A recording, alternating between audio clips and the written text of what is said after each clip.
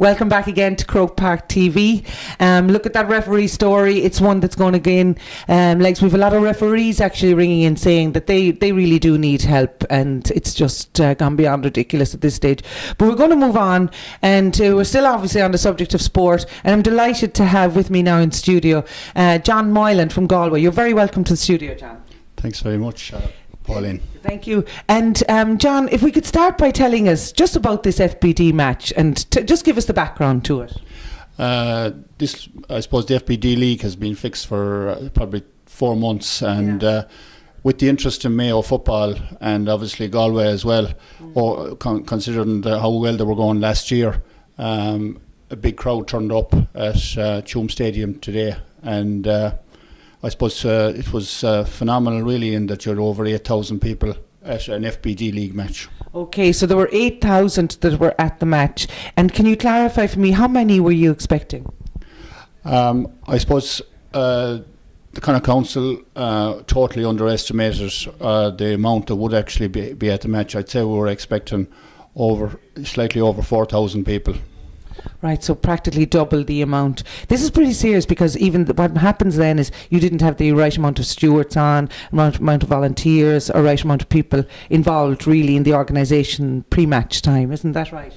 Yeah, I suppose what happened initially was about an hour and a half before the game, you had buska vans. There was actually only 2 outside, and a number of buska stations set up, but it was totally inadequate initially, and from there then with the queues and the crowd outside in the street, we had to take action in order to alleviate that. Okay.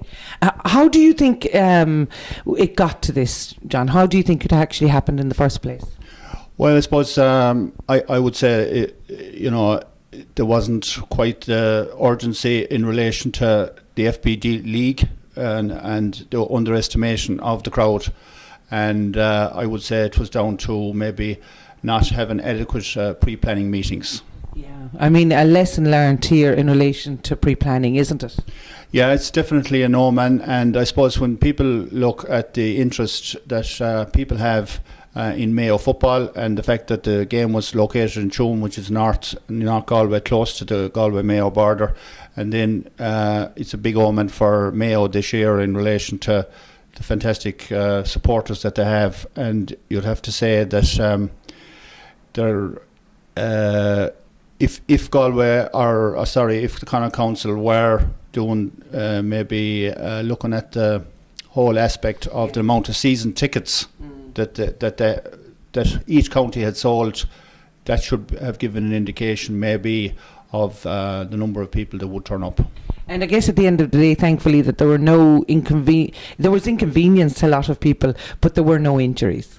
No injuries, and what the action that was taken when the match was delayed initially for 20 minutes, but also action was taken in relation to opening additional gates, and also manning those gates and getting additional stewards in a very, very short space of time.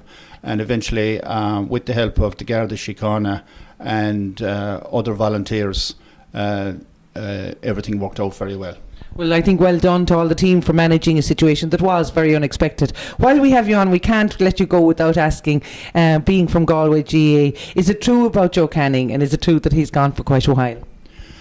Well, it appears to be. I suppose at the moment the injury is being assessed, and it's quite a serious injury in